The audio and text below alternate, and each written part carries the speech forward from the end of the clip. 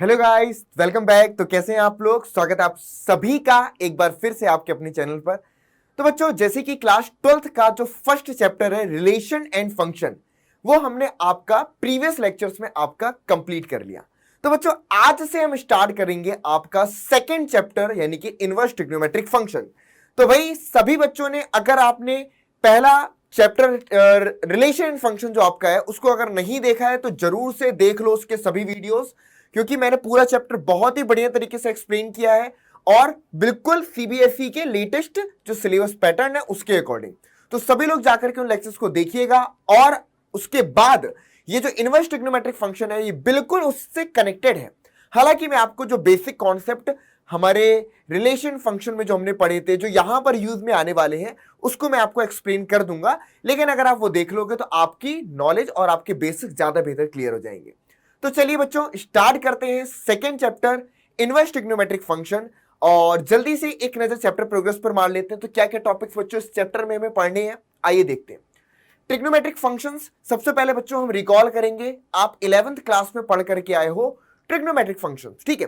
तो inverse trigonometric function और trigonometric function एक दूसरे से कैसे कनेक्टेड है, उसके लिए पहले एक बार हम ट्रिग्नोमेट्रिक फंक्शंस को पूरा रिकॉल कर लेंगे।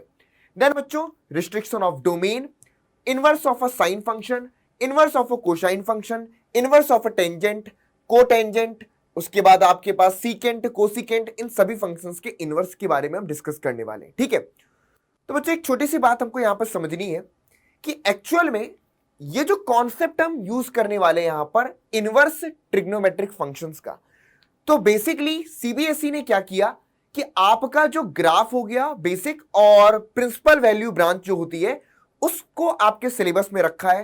Properties of inverse trigonometric functions को जो टॉपिक है उसको डिलीट कर दिया गया है।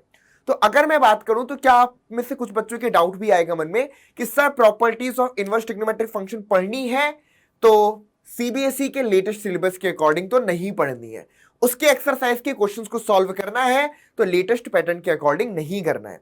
लेकिन अगर आप उसके अलावा आगे पर जेई वगैरह के एग्जाम देने की सोच रहे हो तो बेटा प्रॉपर्टीज आपको पढ़ना फिर जरूरी है। सिर्फ जेई की बात ना करूं, अगर आप सीयूईटी भी देना चाहते हो जो कि एक मोस्ट कंपलसरी एग्जाम हो चुका है आज के टाइम पर, बोर्ड्स के बाद आपको किसी भी सेंट्रल यूनिवर्सिटी में एडमिशन लेना है, वहां पर भी अगर आप जाना चाहते हो तब भी आपको properties of inverse trigonometric functions मालूम होनी चाहिए। तो मेरा पर्सनल सजेशन होगा कि आप उसको भी पढ़ें। इसलिए फर्स्ट लेक्चर में मैं आपका पूरा वो पार्ट कंप्लीट कर दूंगा जो आपके सिलेबस का है, और सेकेंड लेक्चर में हम properties of inverse trigonometric function देखेंगे। तो जो बच्चे सीयूईटी या जेई की प्रिपरेशन कर रहे हैं या करने की सोच, ऑब्वियसली मेरी बात है अब तो करने लगी चुके होंगे, ठीक है, तो उनको वो वहां पर हेल्प मिलेगी, ठीक है बच्चों। तो चलिए स्टार्ट करते हैं। सबसे पहले इनवर्स ट्रिग्नोमेट्रिक फंक्शन में जो पहला टर्म यूज हो रहा है आपका इनवर्स, तो सबसे पहले इनवर्स फंक्शन के बारे में बात कर लेते हैं। हालांकि ये टॉपिक जो है आपका ये रिलेशन फंक्शन में डिस्कस होना चाहिए था, लेकिन उसको भी अगर हम बात करें तो वहां पर भी केवल टाइप्स ऑफ फंक्शन तक ही रखा गया है, इनवर्स के बारे में वहां पर डिस्कस नहीं किया गया था।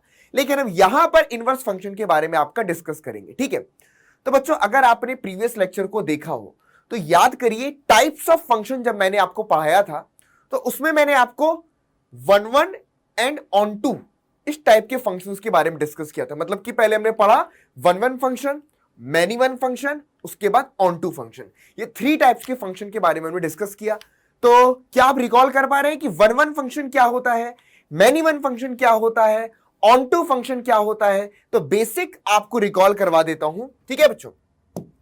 अगर मैं वेन डायग्राम के थ्रू एक्सप्लेन करूं तो इस तरीके से समझ सकते हैं कि सपोज करो आपके पास एक सेट ए है और एक सेट आपके पास बी है। अगर हमने सेट ए से बी पर एक फंक्शन बनाया है कि सेट ए के सपोज करो एलिमेंट है A B C and D, and set B में मेंबर्स हैं आपके पास 1 2 3 4 एंड 5, ठीक है बच्चों। अगर मैं ये बोलता हूं कि एफ एक फंक्शन है from set A to B such that set A के हर एक एलिमेंट का अगर हम बात करें तो एक एलिमेंट, अगर हम बात करें फॉर एग्जांपल हमने यहां पर मैप कर दिया इसको इस तरीके से, ठीक है। चलो फॉर एग्जांपल मैंने मैपिंग क्या कर दी, वन को ए को आपका 1 से मैप कर दिया, बी को मैंने 4 से मैप कर दिया, सी को मैंने 5 से मैप कर दिया और डी को मैंने यहां पर 2 से मैप कर दिया। तो यहां पर आप एक चीज ऑब्जर्व क्या कर पा रहे हैं कि कोई भी दो एलिमेंट आप डोमेन के लेते हो, उनकी अलग अलग इमेजेस हैं। यानी कि यहां पर हम ऑब्जर्व कर पा रहे हैं कि कोई भी दो ऐसे एलिमेंट नहीं जिनकी इमेज सेम हो। ठीक है, यानी कि हर एक एलिमेंट की इमेज क्या है बच्चों, अलग अलग है। समझ गए? तो इस टाइप के फंक्शन को बच्चों हम वन वन फंक्शन बोलते हैं। बिकॉज क्योंकि कोई भी दो एलिमेंट उठाओगे, उनकी इमेज क्या है, अलग अलग है। ऐसे फंक्शंस आपके क्या होते हैं बच्चों, वन वन फंक्शन होते हैं। ओके, इसके बाद सेकेंड चीज जो हमने मैनी वन फंक्शंस के बारे में पढ़ा था कि सपोज करो ये सेट ए है और ये आपके पास सेट बी है। यहां पर A B C and D और यहां पर 1 2 3 4 एंड 5। अगर मैं यहां पर ऐसे बोलूं कि ए सपोज करो 1 से मैप है, बी आपका 2 से मैप है, सी आपका 3 से मैप है एंड डी अगेन आपका 1 से मैप है, तो यहां पर आपको क्या मिला कि भाई इस सेट में, यानी कि डोमेन जो कि हमारा सेट ए है, इसके दो एलिमेंट हमको ऐसे मिल गए ए एंड डी, जिनकी इमेज क्या है बच्चों, 1 है। तो दो एलिमेंट की इमेज जब सेम हो गई तो इस टाइप के फंक्शन को बच्चों हम मैनी वन फंक्शन बोलते हैं। क्या बोलते हैं? इनको हम मैनी वन फंक्शन बोलते हैं। क्लियर है? तीसरा बच्चों जो हमने आपका डिस्कस किया था वो है आपका, जैसे कि सपोज करो ये एक सेट है, ये दूसरा एक सेट है और सेट ए एंड बी हो गया, और एक फंक्शन यहां पर A B C and D, और यहां पर सपोज करो 1 2 3 एंड 4। ठीक है, 1 2 3 एंड 4। चलो इस तरीके से अगर हम यहां पर ले लें, या इसको ओके एक काम करते हैं, इसमें एक एलिमेंट आपका और बढ़ा लेते हैं। चलिए यहां पर ई कर दिया। अब देखिएगा, सपोज करो ए 1 से रिलेटेड है, बी 2 से रिलेटेड है, सी 3 से रिलेटेड है, डी 4 से रिलेटेड है और ई भी आपका 4 से रिलेटेड है। यहां पर अगर हम ऑब्जर्व करें तो क्या ये फंक्शन मैनी वन है? Yes, this function is many one because D और ई की सेम इमेज हमको मिल रही है। लेकिन अगर हम बात करें बच्चों, यहां पर आप ऑब्जर्व कर सकते हैं कि सेट बी का हर एक एलिमेंट सेट ए की किसी न किसी एलिमेंट की इमेज है। ओके, यहां पर 1 है ए की इमेज, 2 है बी की इमेज, 3 है सी की इमेज और 4 है डी एंड ई की इमेज। तो जब कोडोमेन का हर एक मेंबर डोमेन के किसी न किसी मेंबर की इमेज होता है, ध्यान से समझिएगा बच्चों, कोडोमेन का अगर हर एक मेंबर डोमेन के किसी न किसी एलिमेंट की इमेज होता है, तो यानी कि अगर किसी फंक्शन की रेंज उसके कोडोमेन के बराबर हो तो ऐसे फंक्शन को हम आपका ऑनटू फंक्शन बोलते हैं। तो ये फंक्शन बच्चों आपका ऑनटू फंक्शन है। क्लियर? जैसे कि यहां पर आप देख सकते हैं कि 4 एंड 5 की कोई प्री इमेज नहीं है, तो इस फंक्शन की रेंज में सिर्फ 3 एलिमेंट आते हैं बच्चों। कौन कौन से? 1 2 एंड 3। और कोडोमेन की बात करें तो पूरा का पूरा सेट बी आपका कोडोमेन है। तो इसमें रेंज क्या है? सबसेट है कोडोमेन का, उसके बराबर नहीं है। यहां पर भी 3 एक ऐसा एलिमेंट था जो किसी की इमेज नहीं है सेट ए की। दैट्स वाई ये फंक्शन भी सिर्फ 1 1 हुआ, क्योंकि दो एलिमेंट की इमेज सबकी अलग अलग है, लेकिन ऑनटू नहीं हुआ। इस फंक्शन को हम आपका ऑनटू फंक्शन बोलेंगे बिकॉज कोडोमेन के हर एक मेंबर की प्री इमेज, यानी कि प्री इमेज हमको डोमेन में मिल रही है। क्लियर है बच्चों? तो ये चीज थी 1 1 many one and onto function के बारे में। और जब हम ये चीज पढ़ते हैं तो नेक्स्ट जो बच्चों हम डिस्कस करते हैं वो है आपका कि ऐसा एक फंक्शन जो 1 1 भी हो और ऑनटू भी हो। ध्यान से समझिएगा, सपोज करो एक मैंने सेट ए लिया और दूसरा सेट बच्चों मैंने यहां पर आपका बी ले लिया। क्लियर है? सेट ए के एलिमेंट लिए A B C and D, set B के एलिमेंट लिए 1 2 3 एंड 4। अब अगर हम यहां पर देखें तो ए की इमेज क्या है बच्चों? 1 है, बी की इमेज क्या है? 2 है, सी की इमेज क्या है बच्चों? 3 है और डी की इमेज क्या है बच्चों? 4 है।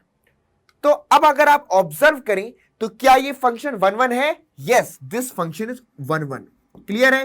क्योंकि डोमेन के कोई भी दो एलिमेंट लोगे उनकी इमेज क्या है? अलग अलग है। क्या ये फंक्शन ऑनटू है? यस, सेट बी के हर एक मेंबर सेट ए के किसी न किसी मेंबर की इमेज जरूर है, यानी कि ये हमारे पास फंक्शन ऑनटू भी हुआ। तो दिस फंक्शन, ये जो फंक्शन है इसको हम 1 1 एंड ऑनटू बोलते हैं। क्लियर है बच्चों? इसको हम क्या बोल सकते हैं? 1 1 एंड ऑनटू फंक्शन बोलते हैं। क्लियर है?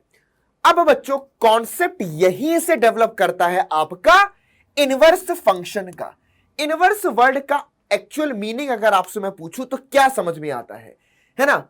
इनवर्स मतलब कि रिवर्स प्रोसेस, है ना? हम बोल सकते हैं कि इनवर्स बोले या रिवर्स बोले। फॉर एग्जाम्पल कि आप अपने घर से अपने कॉलेज जाते हैं, ठीक है?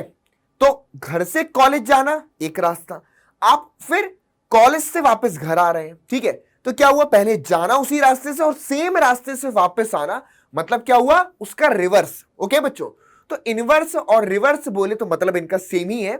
तो इनवर्स का मतलब क्या हुआ कि जैसे आप गए हैं, क्या हम वैसे ही वापस भी लौट सकते हैं कि नहीं लौट सकते? अगर हम ऐसा कर सकते हैं तो हम क्या बोलेंगे कि जिस पथ को आपने फॉलो किया, जिस पाथ को आपने फॉलो किया वो रिवर्स पाथ था, है ना? कि जैसे गए वैसे ही वापस आ गए, मतलब कि रिवर्स फॉलो करके आप आ गए। तो अगर मैं अब आपसे पूछूं कि यहां पर जो फंक्शन आपके पास पहला है, दूसरा है, तीसरा है और चौथा, यहां पर 4 वेन डायग्राम आपको खुद नजर आ रहे होंगे। अब सिर्फ इतना बताइए कि जिस तरीके से हम सेट ए से बी पर गए थे, क्या हम वापस से सेट बी से अगर ए पर आते हैं तो क्या B to A same function define हो पाएगा?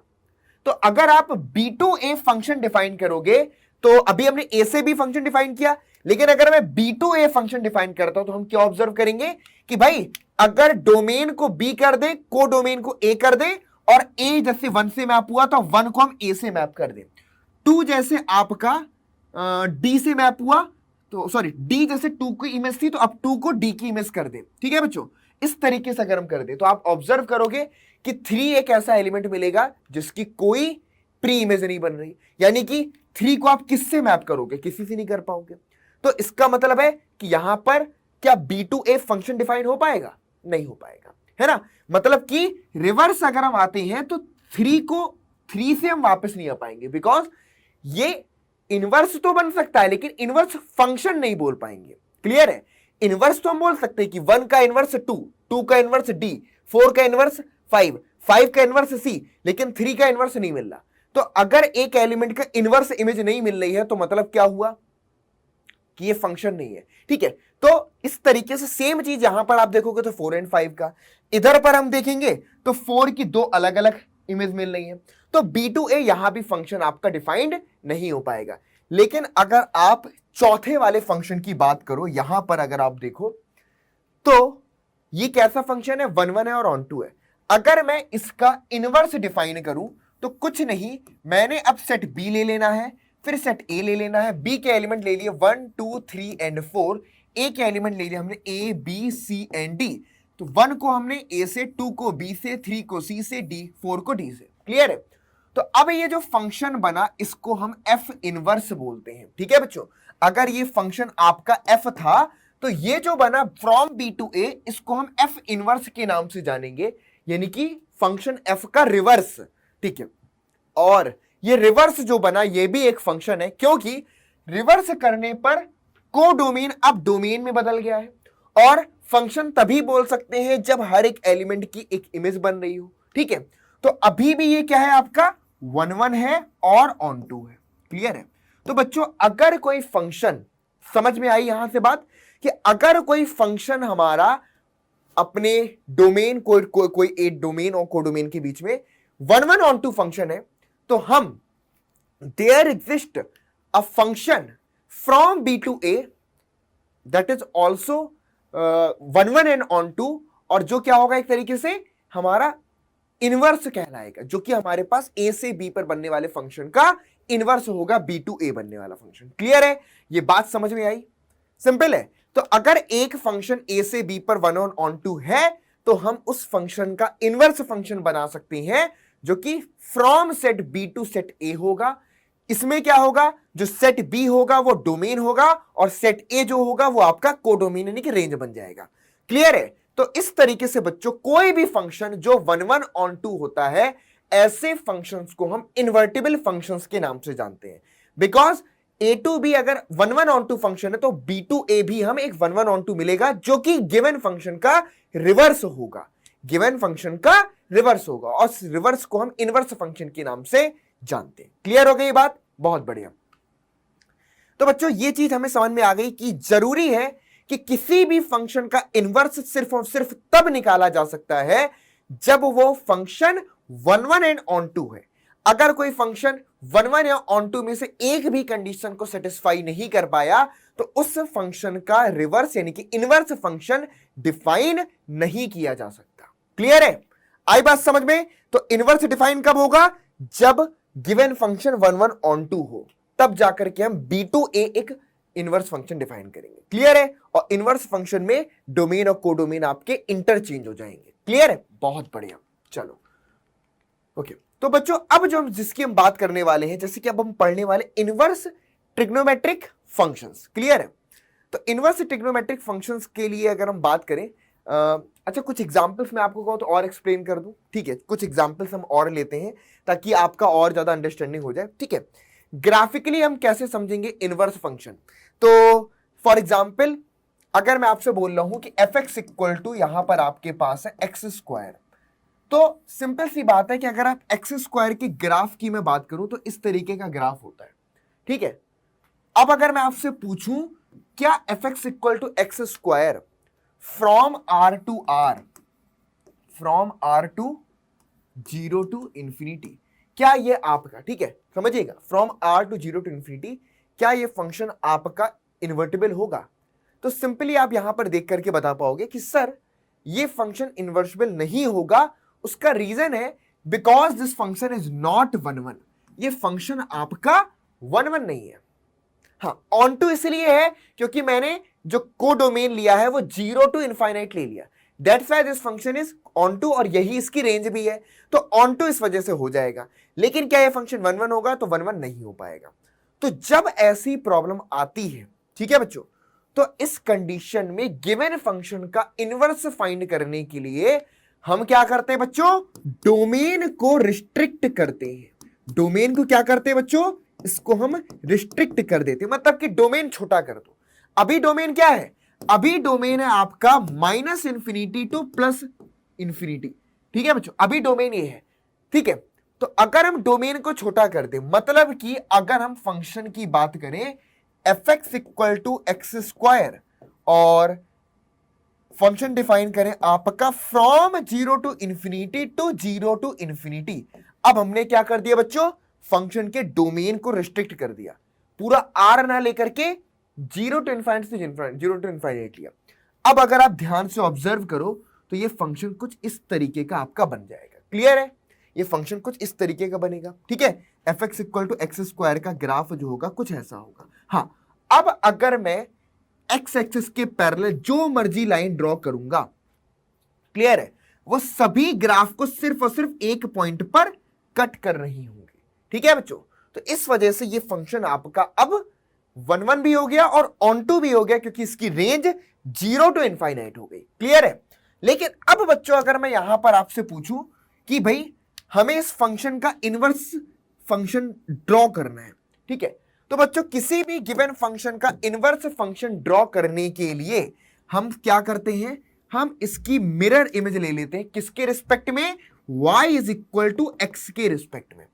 अगर मैं fx equal to x square की मिरर इमेज ले लूं, वो भी किसके रिस्पेक्ट में? y इक्वल टू एक्स के रिस्पेक्ट में, तो हमको कुछ इस तरीके से निकलेगा।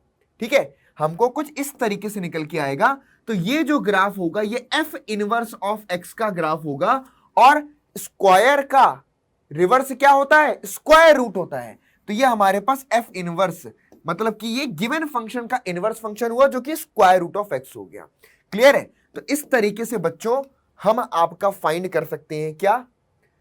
गिवन फंक्शन का इनवर्स फंक्शन का ग्राफ। ठीक है, सिंपली हम क्या कर सकते हैं? y इक्वल टू एक्स के रिस्पेक्ट में उसकी मिरर इमेज ले लो। समझ गए? और एग्जांपल्स हम यहां पर ले सकते हैं, जैसे कि चलो अब सपोज करो एक फंक्शन मैंने आपका इस तरीके से बनाया, ये आपका एक्स एक्सिस है और ये आपका वाई एक्सिस है। ठीक है, ध्यान से समझिएगा, मैंने एक ग्राफ आपका बना दिया ऐसे। क्लियर है? ये कोई आपके पास fx है। अगर मैं आपसे पूछूं कि क्या ये फंक्शन आपका 1 1 है, तो आप बोलोगे yes simple y x axis के पैरेलल कोई भी लाइन हम ड्रॉ कर रहे हैं वो सिंपली क्या कर रही है, हमारे ग्राफ को 1 पॉइंट पर कट कर रही है। ओके, अगर मुझे इसका इनवर्स फंक्शन का ग्राफ प्लॉट करना है तो हम क्या करेंगे, एक लाइन ड्रॉ करेंगे जिसको हम बुलाएंगे बच्चों y is equal to x. ठीक है, अब सिंपल जैसा ये कर्व है इसकी मिरर इमेज अगर हम यहां पर ड्रॉ कर दे तो इसकी मिरर इमेज हमको कुछ ऐसी मिल जाएगी। ठीक है बच्चों, मिरर इमेज हमें कुछ ऐसी मिल रही होगी। ठीक है, तो ये जो ग्राफ बनेगा बच्चों, ये हमारे पास y is equal to f inverse of x का ग्राफ बनेगा। क्लियर है, y is equal to f inverse of x का ग्राफ। तो सिंपल सी बात अगर आप ऑब्जर्व करें तो ये क्या होता है, y is equal to x के रिस्पेक्ट में मिरर इमेज होता है किसी भी फंक्शन का इनवर्स। क्लियर है, बहुत बढ़िया। तो ये बच्चों हम ग्राफिकली भी इस तरीके से फंक्शन की इनवर्स को डिफाइन कर सकते हैं, समझ सकते हैं। आई बात समझ में?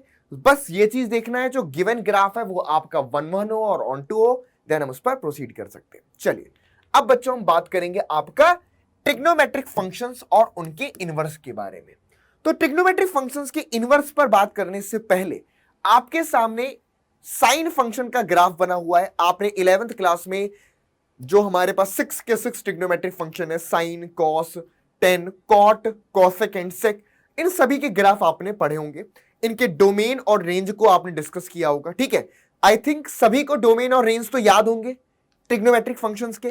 कोई बात नहीं, अगर याद नहीं भी है तो इसके लिए बड़ी बात नहीं है, बहुत सारे बच्चों को नहीं याद होते हैं। ठीक है, लेकिन जितना जितना जरूरी है तो हम कोशिश करेंगे कि उसको याद कर लें। और याद करने की सबसे बेस्ट ट्रिक ये है कि आप एक काम करो, साइन फंक्शन यानी कि ट्रिग्नोमेट्रिक फंक्शंस हैं, इनके डोमेन और रेंज को एक पेज में लिखो, जहां पर स्टडी करते हो वहां पर पेस्ट कर लो। या फिर इनवर्स ट्रिग्नोमेट्रिक फंक्शंस के डोमेन और रेंज याद करने हैं तो इनके डोमेन और रेंज एक पेज में लिखना और पेस्ट कर देना। ठीक है, तो सिंपली आपको क्या मिल जाएगा, जब जब आप उसको देखोगे तो आपको चीजें याद आती रहेंगी। चलिए, यहां पर साइन फंक्शन आपके पास है। साइन फंक्शन का डोमेन होता है ऑल द रियल नंबर्स और रेंज होती है क्लोज इंटरवल -1 से 1। लेकिन बच्चों अगर आप साइन फंक्शन के सिर्फ ग्राफ को देखो तो ग्राफ को देख करके एक बात आपको पता चल रही है कि भाई क्या ये फंक्शन आपका 1-1 है? No, this function is not 1-1। Clear, ये फंक्शन आपका 1-1 नहीं है। हाँ, लेकिन -1 से 1 अगर मैं इसको कोडोमेन लेकर के आर से इस पर डिफाइन करूं तो ये फंक्शन आपका ऑन टू जरूर हो जाएगा, क्योंकि मैंने कोडोमेन ही पूरा क्लोज इंटरवल -1 से 1 लिया। दैट्स वाई ये ऑन टू हो जाएगा। लेकिन क्या ये फंक्शन 1-1 है? नहीं है, क्योंकि अगर आप एक्स एक्सिस के पैरेलल लाइन ड्रॉ करोगे तो फंक्शन के ग्राफ को बहुत सारे इनफाइनाइटली मैनी ऐसे पॉइंट्स होंगे जहां पर ये इंटरसेक्ट कर रही होगी। दैट्स वाई ये फंक्शन आपका 1-1 नहीं है। तो जैसे ही बच्चों फंक्शन 1-1 नहीं हुआ तो हमारे माइंड में सबसे पहली चीज क्या आती है? Restriction of domain. क्लियर, हमारे माइंड में सबसे पहली चीज क्या आती है बच्चों? Restriction of domain. तो अगर मैं आपसे पूछूं कि अगर हम इस फंक्शन के डोमेन को रिस्ट्रिक्ट कर दें, लेट्स सपोज फंक्शन के डोमेन को यानी कि रिस्ट्रिक्टेड डोमेन, अगर मैं डोमेन को क्या कर दूं बच्चों, थोड़ा सा रिस्ट्रिक्ट कर दूं, मतलब कि डोमेन छोटा कर देते हैं, तो सपोज करो हम क्या बेस्ट रहेगा डोमेन छोटा करना? आई थिंक ये पॉइंट होता है आपके पास माइनस में π/2। ठीक है, ऑब्जर्व करना, अगर मैं -π/2 से π/2 आपके ग्राफ को मैं यहां पर वापस से प्लॉट कर दूंगा, ये पॉइंट मान लो आपके पास माइनस में π/2 है, ये पॉइंट आपके पास π/2 है। क्लियर, तो यहां पर इस तरीके से ऐसे चल रहा है। ओके, अगर सिर्फ आप इस फंक्शन के इतने पार्ट को ऑब्जर्व करें, यहां से लेकर के यहां तक वाले पार्ट को, ठीक है, तो ये मैंने यहां पर आपका प्लॉट किया है, ये कोई पॉइंट आपका 1 है और ये कोई पॉइंट आपका -1 है।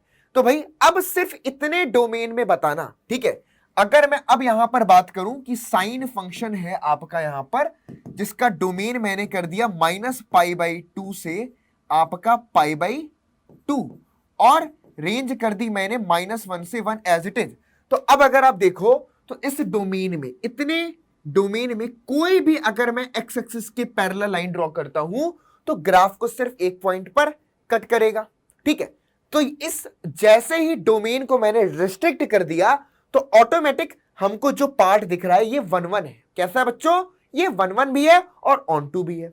ठीक है, तो साइन फंक्शन के लिए रिस्ट्रिक्टेड डोमेन हमने अभी क्या लिया आपका -π/2 से ले लिया π/2।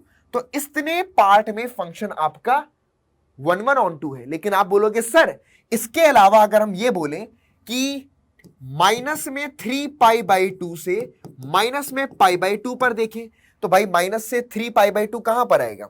ओके, तो ये वाला पार्ट है आपका माइनस में 3π/2, ठीक है, और ये पार्ट है आपका π/2।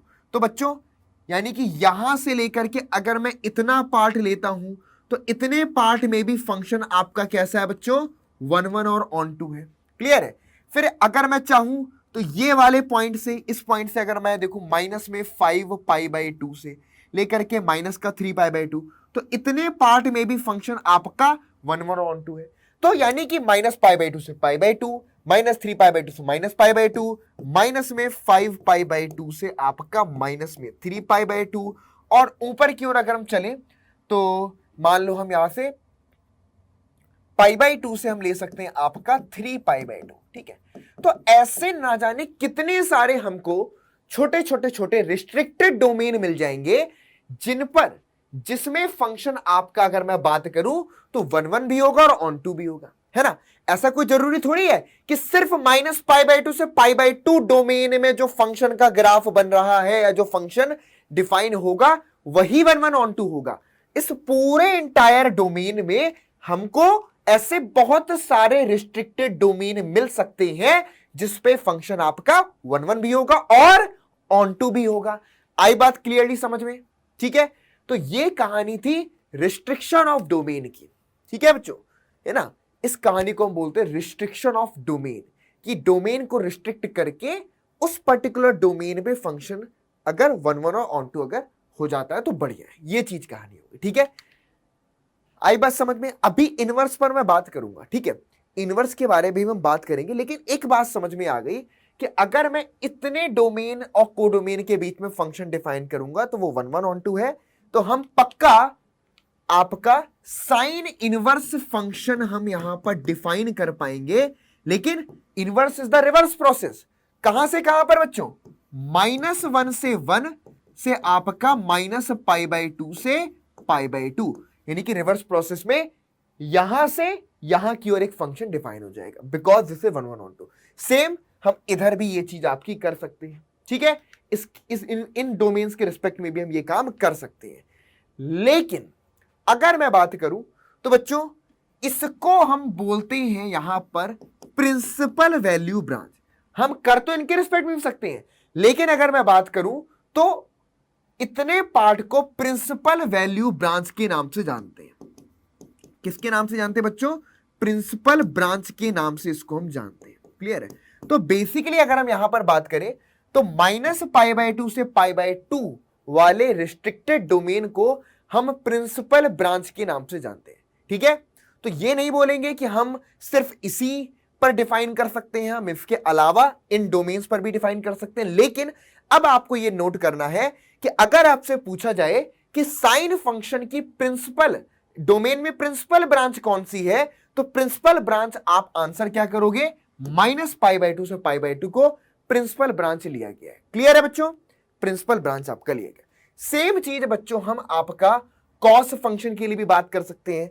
अब जब कॉस फंक्शन की आप बात करोगे तो यहां पर भी देखते हैं फंक्शन आपका ऑन2 तो हो जाएगा क्योंकि कोडोमेन हमने -1 से 1 लिया, लेकिन 1/1 नहीं हो पाएगा। लेकिन अगर डोमेन को रिस्ट्रिक्ट करें, कहां से कहां पर? रिस्ट्रिक्टेड डोमेन अगर हम देखें 0 से पाई, नोट करिएगा ये 0 है और 0 से पाई के बीच में इतने एक पोर्शन पे जो फंक्शन हमारा डिफाइन हो रहा है, इतने पार्ट को अगर आप ऑब्जर्व करें 0 से पाई से -1 से 1 कॉस, ठीक है। तो ग्राफ आप यहां पर ऑब्जर्व कर सकते हैं, ये कुछ ऐसे बन रहा है, ठीक है बच्चों। ये 0 हो गया, ये आपका पाई हो गया, और वैसी बात है ये -1 और ये आपके पास +1। तो अगर आप इतने पार्ट पर ऑब्जर्व करो तो इतने पार्ट में फंक्शन आपका क्या है बच्चों? 1/1 और ऑन2 है। क्लियर है? इतने पार्ट में आपका फंक्शन 1/1 और ऑन2 है। सिमिलरली 0 से पाई में भी है, तो अगर आप चाहो तो पाई से 2 पाई के बीच में भी देख सकते हो। तो 0 से पाई हो गया, पाई से आपका 2 पाई हो गया, 2 पाई से आपका 3 पाई हो गया। ऐसे हमको ढेर सारी रिस्ट्रिक्टेड डोमेन मिल जाएंगे जिन पर हम आपके कॉस फंक्शन का इनवर्स, यानी कि जिन पर कॉस फंक्शन आपका इन्वर्टिबल होगा, यानी कि 1 ऑन टू उसका फाइंड कर सकते। लेकिन यहां पर भी बच्चों 0 से पाई को हम आपका प्रिंसिपल ब्रांच बोलते हैं। ठीक है, यहां पर 0 से पाई को हम प्रिंसिपल ब्रांच आपका लेकर के चलते हैं। तो इसमें 0 से पाई आपका प्रिंसिपल ब्रांच है। नाउ बच्चों अगर मैं ट्रिग्नोमेट्रिक फंक्शन में tan फंक्शन की बात करता हूं, ठीक है, तो जैसे कि आपको मालूम है कि tan of x equal to क्या होता है आपके पास, साइन ऑफ x अपॉन में आपका cos ऑफ x होता है। और आपको मालूम है कि डिनोमिनेटर में cos x है, इसका मतलब है कि x not equal to 2n plus 1 pi by 2 for all n belongs to the z। किसी भी इंटीजर के लिए पाई बाई 2 का ऑड मल्टीपल नहीं होना चाहिए x की वैल्यू। ओके, अब यहां पर अगर तुम ऑब्जर्व करो तो क्या चीज निकल करके आती है, बताओ। यहां से ऑब्जर्व करेंगे तो क्या चीज निकल करके आती है, देखना बहुत सिंपल है। माइनस पाई बाई 2 से पाई बाई 2 आप सिंपली ऑब्जर्व करोगे तो क्या है, फंक्शन 1 ऑन टू है, नहीं है ना। ऑन टू तो बोल देंगे लेकिन 1 नहीं बोल पाएंगे, बिकॉज आप देख सकते हो कि हमको ऐसे बहुत सारे पॉइंट्स मिलेंगे जिस पर इंटरसेक्ट कर रहा हूं। लेकिन अगर आप ऑब्जर्व करो माइनस पाई बाई 2 से पाई बाई 2, ध्यान समझिएगा, इसको अगर हम डिफाइन करें माइनस पाई बाई 2 से पाई बाई 2 के डोमेन में और 2 minus infinity to infinity tan function को, ठीक है। तो इतने रिस्ट्रिक्टेड डोमेन में यानी कि minus pi by 2 and pi by 2, तो यहां पर आपको कुछ इस तरीके का ग्राफ मिल रहा है। तो यहां पर अगर आप ऑब्जर्व करो, सॉरी मैंने उल्टा बना दिया, हाँ, माइनस पाई बाई 2 पे आपका ठीक इस तरीके का। अब देखिएगा बच्चों, माइनस पाई बाई 2 से पाई बाई 2 पर अगर आप ध्यान से देखें तो अब इतने डोमेन में हमारा फंक्शन क्या है आपका, 1 भी होगा, ऑन टू भी होगा। क्लियर है? चलिए, माइनस पाई बाई 2 से पाई by 2, similarly minus pi by 2 से पाई बाई 2 ओपन इंटरवल, ये ओपन इंटरवल है। क्लियर है? क्योंकि माइनस पाई बाई 2 और पाई बाई 2 पर डिनोमिनेटर आपका इक्वल टू 0 हो जाएगा। तो अब ये डोमेन हो गया। सिमिलरली ऐसे बहुत सारी हमको ब्रांच मिलेंगी, पाई बाई 2 से 3 पाई बाई 2 ओपन इंटरवल। ठीक है बच्चों, पाई बाई 2 से अगर हम बात करें 3 पाई बाई 2, सिमिलरली इस तरीके से हमको बहुत सारे रिस्ट्रिक्टेड डोमेन मिल जाएंगे। तो बच्चों इस तरीके से इस ब्रांच को हम यहां पर प्रिंसिपल ब्रांच बोलते हैं। क्या बोलते हैं? प्रिंसिपल ब्रांच आपका बोलते हैं। ठीक है, यहां पर ये प्रिंसिपल ब्रांच है। अब थोड़ा सा फास्ट आपको डिस्कस कर लेते हैं। सिमिलरली कॉट के लिए अगर हम बात करें तो कॉट फंक्शन को देखने पर क्या मिलेगा, यह भी फंक्शन आपका 1 ऑन टू नहीं है, लेकिन अगर डोमेन को रिस्ट्रिक्ट कर दें तो कॉट फंक्शन अगर हम डिफाइन करें फ्रॉम ओपन इंटरवल 0 टू पाई से माइनस इंफिनिटी टू इंफिनिटी, तो इस कंडीशन पे अगर आप देखो, ठीक है, यानी कि cos x अपॉन में sin x, ठीक है, तो ये पॉइंट हो गया आपके पास 0 और ये पॉइंट हो गया आपके पास पाई। ठीक है,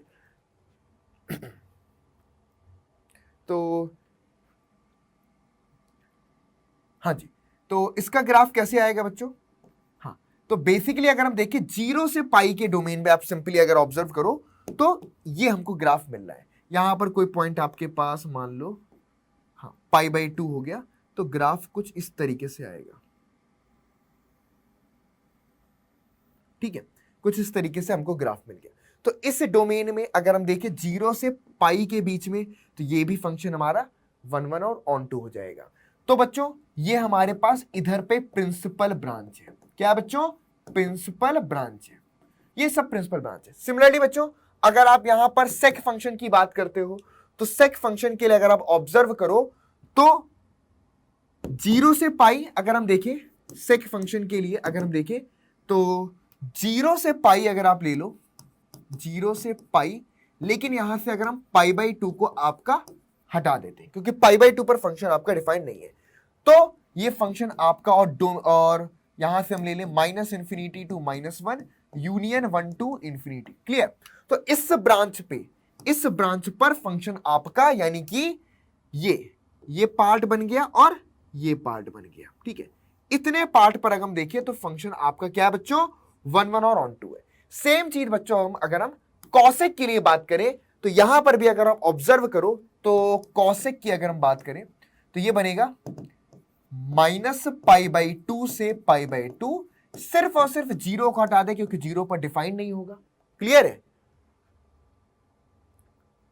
हाँ, जीरो पर डिफाइन नहीं होगा और इसका रेंज कितनी हो गई, -∞ to -1 यूनियन आपका 1 से इन्फिनिटी। तो इस डोमेन में ये भी हमारा फंक्शन क्या हो गया आपका 1 और ऑन टू हो जाएगा। क्लियर है?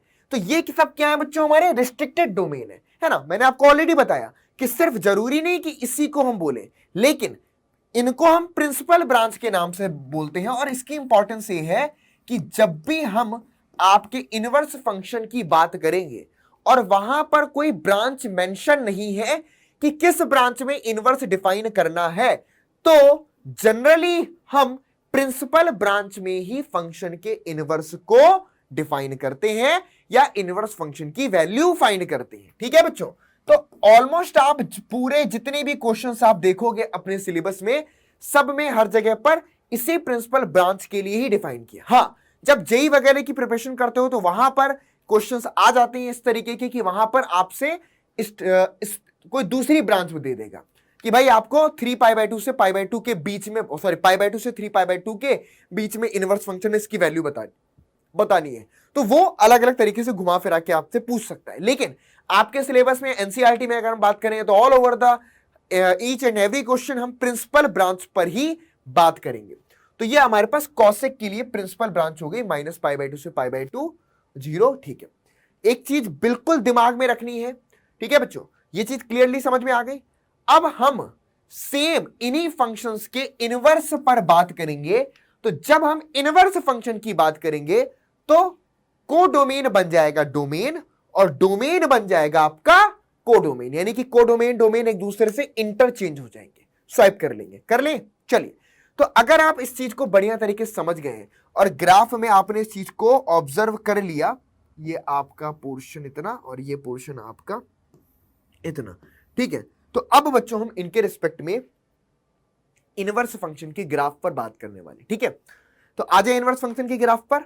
चलो, तो सबसे पहले बच्चों हमने जो अभी अभी पूरे ग्राफ में ऑब्जर्व किया, as we can observe trigonometric functions are not 1 in entire domain. Trigonometric function अपने पूरे इंटायर डोमेन में 1 नहीं होते। Thus in entire domain we can not find out inverse of trigonometric functions. हम पूरे इंटायर डोमेन में उसका इनवर्स डिफाइन नहीं कर सकते। To find out the inverse we must cut the domain do marks function 1 this done by domain restriction. और ये चीज हम डोमेन को रिस्ट्रिक्ट करके, मतलब कि छोटा करके ये काम हम कर सकते हैं। तो ये सारी चीजें अभी हमने जितना भी डिस्कस किया उसको हमने इन्हीं पॉइंट्स पर आप पर बात करी है। क्लियर है? यहां तक समझ में आ गया? कोई दिक्कत? चलो, तो एक बार अच्छे तरीके से सभी ट्रिग्नोमेट्रिक फंक्शंस के डोमेन और रेंज को एक कॉपी पेज में लिखना, उनके ग्राफ को प्लॉट करना, फिर उसमें विजुअलाइज करना कि किस पार्ट पे हम कौन सा प्रिंसिपल ब्रांच है जिस पर हम 1 ऑन 2 की बात करने वाले। क्लियर है? चलिए आगे पर बात करते हैं। तो इनवर्स ऑफ साइन फंक्शन, सबसे पहले साइन फंक्शन के इनवर्स के बारे में हम बात करेंगे। तो एक सिंपल सी बात है कि अगर फंक्शन f में a की इमेज b है तो f इनवर्स में b की जो इमेज होगी वो क्या होगी? a होगी। इनवर्स फंक्शन का एक्चुअल मतलब तो यही निकल के आया। हमने जब वेन डायग्राम बनाया था तो वहां पर क्या देखा कि अगर फंक्शन f में एलिमेंट a की इमेज b है तो इनवर्स ऑफ f में b की जो इमेज होगी वो a होगी, है ना? सिंपल सी बात, ये चीज क्लियर है? तो यहां पर सेम चीज हम करने वाले हैं। तो बस क्या करेंगे, कोडोमेन के वो मेंबर्स उठाएंगे और उनकी प्री इमेज के साथ में उनको मैप करते जाएंगे। ठीक है, और इस तरीके से प्री इमेज के रिस्पेक्ट में जो पेयर मिलेंगे उनको हम प्लॉट करने से हमें ग्राफ मिलता है। लेकिन हम यहां पर ग्राफ इस तरीके से फाइंड नहीं करेंगे। यहां पर हम ग्राफ थोड़ा सा बोल सकते हैं कि थोड़ा सा मैच्योर बन करके और थोड़ा सा दिमाग लगा करके प्लॉट करेंगे और ऑब्जर्वेशन के थ्रू प्लॉट करेंगे। जैसे कि ये हमारे पास साइन फंक्शन है, ओके, और हमने क्या किया बच्चों, एक सेकेंड, हाँ जी ठीक है, अपने आप यहां पर छोटा हो गया, बढ़िया। तो अभी हमने क्या किया, देखो ये साइन फंक्शन है, हमने क्या किया, अब हम इस फंक्शन का इनवर्स ड्रॉ करने वाले हैं। तो इनवर्स अगर हम बात करें, यानी कि साइन इनवर्स ऑफ एक्स की अगर हम बात करें, तो साइन इनवर्स फंक्शन कहां से कहां पर डिफाइन होगा? साइन इनवर्स फंक्शन आपका कोडोमेन बन गया, डोमेन तो -1 से 1, और रेंज क्या बन गया बच्चों हमारे पास? -π/2 से आपका π/2। ठीक है, तो ये जो प्रिंसिपल ब्रांच थी अब वो हमारी रेंज बन गई। तो सिंपल सी बात है बच्चों, हमने ग्राफ जब प्लॉट किया, ये हमारे पास एक्स एक्सिस हुआ, ये हमारे पास वाई एक्सिस हुआ। अब -1 से 1, सपोज करो ये कोई पॉइंट है -1 और ये कोई पॉइंट है आपका 1, -π/2 से π/2, सपोज करो ये कोई पॉइंट है आपके पास माइनस में π/2 और ये कोई पॉइंट है आपके पास यहां पर प्लस में π/2। चलिए अब सिंपल सी बात समझिएगा, यहां पर क्या होने वाला है, हमको मालूम है कि जैसे जैसे जैसे हम -π/2 से π/2 पर जाते हैं तो साइन π/2 की वैल्यू क्या होती है? 1। तो साइन 1 की वैल्यू अगर मैं आपसे पूछूं तो साइन 1 की वैल्यू क्या होगी? π/2 होगी। समझना, अगर मैं बोलता हूं कि साइन π/2 की वैल्यू क्या होती है? 1, तो इसका मतलब है कि साइन इनवर्स ऑफ 1 की जो वैल्यू होगी वो π/2 होगी। तो साइन इनवर्स 1 की वैल्यू क्या होगी? π/2। साइन इनवर्स -1 की वैल्यू क्या होगी? -π/2। तो ये जो ग्राफ हमको निकल के आएगा साइन इनवर्स का, वो कुछ इस तरीके से बन करके आएगा। कैसा बन के आएगा बच्चों? ग्राफ हमको कुछ इस तरीके से आपका बन करके आएगा, जैसे कि उल्टा फ होता है ना, जैसे कि आप फ बनाते हो, ये क्या होता है? फ होता है। अगर मैं फ को उल्टा कर दूं तो ये कुछ हमको ऐसा बन जाता है। क्लियर है? तो उल्टे फ के जैसा ये ग्राफ होता है। आई बात समझ में? थोड़ा सा मैं आपको बीच बीच में हिंट भी बताऊंगा, तो उन्हीं हिंट के थ्रू आपको थोड़ा सा रिकॉल करना है। अगर आपके दिमाग में इमेज आ गई तो आप इजीली फंक्शन के डोमेन, रेंज सब कुछ बता सकते हो। क्लियर है? तो जैसे फ इस तरीके से बनता है, तो उल्टा फ अगर हम बना देते हैं तो ये हमारे पास ग्राफ बन गया किसका? साइन इनवर्स फंक्शन का। ओके, साइन इनवर्स फंक्शन का हमारा ग्राफ बन गया। आप चाहो तो इसको समझ गए ऐसे भी, या तो y = x के रिस्पेक्ट में यहां पर हम लाइन ड्रॉ करके, ठीक है, y = अभी यहां पर ठीक से बनेगा नहीं, ठीक है, एग्जैक्टली अगर हमें वो मिल जाता है तो उसके रिस्पेक्ट में भी हम यहां पर बना सकते हैं। ऐसे मान लो ये है और ऐसे है, ठीक है, तो ये कुछ ऐसे गया और ये कुछ ऐसे गया। ठीक है, अगर आप ऑब्जर्व करो तो इसका पार्ट ये बन गया और इसका पार्ट ये बन गया, तो कुल मिलाकर के अगर हम ध्यान से देखें तो ये हमारे पास ऐसा बन करके आ गया। ठीक है, तो यही चीज ग्राफ नजर आ रही है आपको, इस तरीके का और इस तरीके का। क्लियर है? चलिए, तो बेसिकली y = x की मिरर इमेज ले लो अगर आप इस ग्राफ की, तो ये चीज हमको यहां से निकल करके आ गई। डन है बच्चों? तो ये हमारे पास साइन इनवर्स फंक्शन का ग्राफ हो गया। क्लियर? नेक्स्ट में आते हैं बच्चों। हाँ, एक चीज जो यहां पर कुछ इंपॉर्टेंट पॉइंट्स इसको देख लेते हैं। ये ग्राफ आपका इन जनरल यहां पर बना दिया, सिंपली आप ऑब्जर्व कर सकते हैं कि जस्ट मिरर इमेज बन गई है, जो ऐसे था और वो ऐसे, यानी कि ऐसे और ऐसे बन करके हमारा ग्राफ आ रहा है। क्लियर? जस्ट y = x के रिस्पेक्ट में जो मिरर इमेज बन रही है उसको हमने यहां पर एक तरीके से प्लॉट किया। क्लियर है? बहुत बढ़िया। नाउ अब यहां से रिलेटेड कुछ points, sine inverse x should not be confused with sine x inverse, दोनों में अलग अलग है, यानी कि कभी भी कंफ्यूज मत होना कि साइन इनवर्स x का मतलब है कि साइन x की पावर -1 या फिर 1/sin x। हाँ जी, ये तो मतलब सेम है, साइन x की पावर -1 मतलब कि 1/sin x होगा, लेकिन साइन इनवर्स x डिफरेंट है। क्लियर है? चलिए, similarly for other trigonometric function भी यही हम ध्यान देंगे। Whenever no branch of inverse trigonometric function is mentioned, जैसे कि मैंने आपको बताया कि क्वेश्चन सॉल्व करते टाइम पर आपसे कोई ब्रांच मेंशन नहीं की गई है, तो उस केस में आप प्रिंसिपल वैल्यू ब्रांच को आप लेकर के चलोगे, फंक्शन की प्रिंसिपल वैल्यू ब्रांच पर ही बात करोगे। The value of inverse trigonometric function which lies in the range of the principal branch is called the principal value.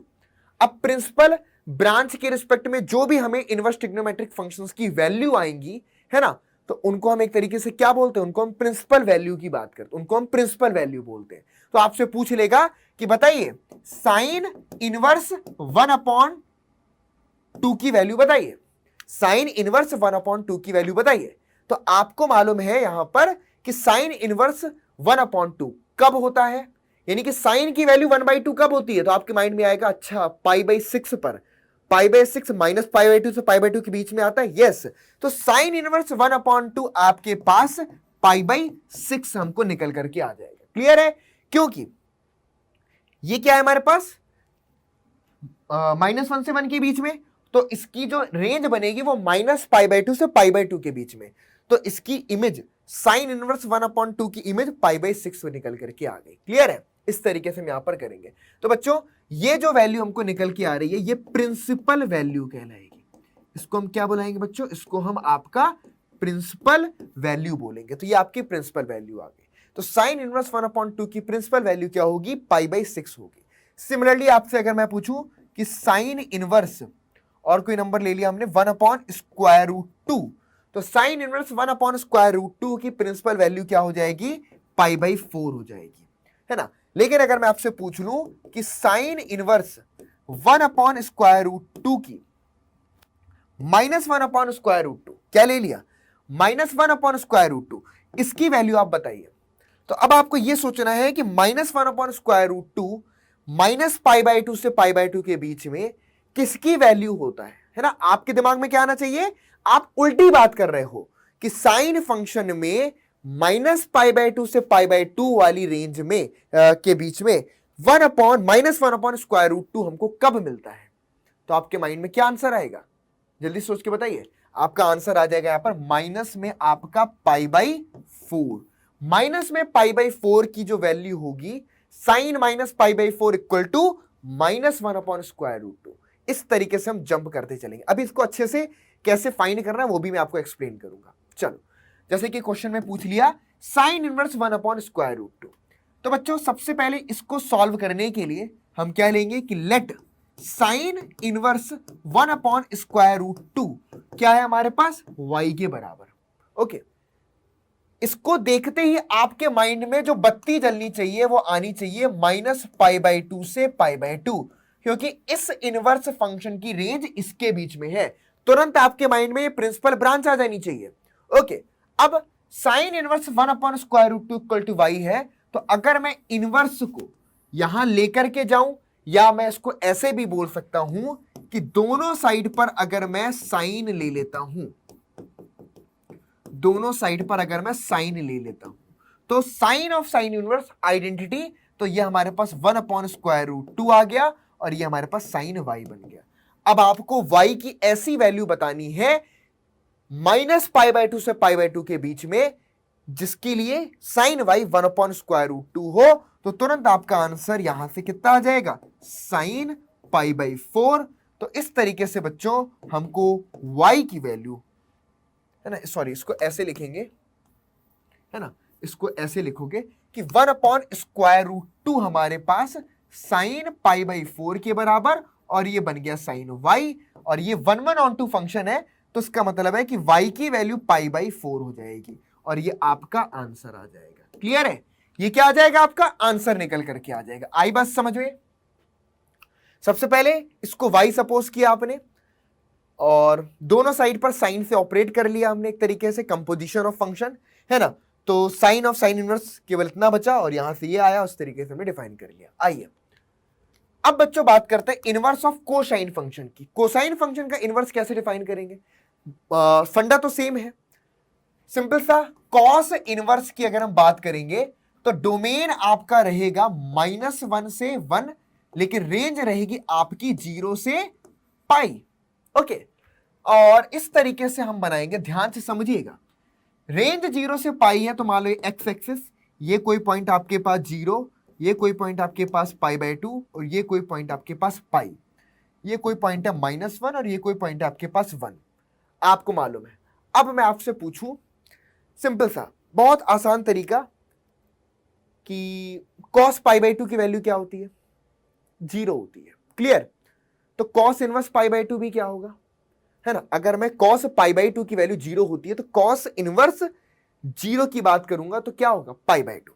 तो यहां पर तो ये मिला, cos पाई की वैल्यू क्या होती है, -1, तो cos -1 क्या होगा, cos minus sorry cos inverse -1 क्या होगा, पाई के।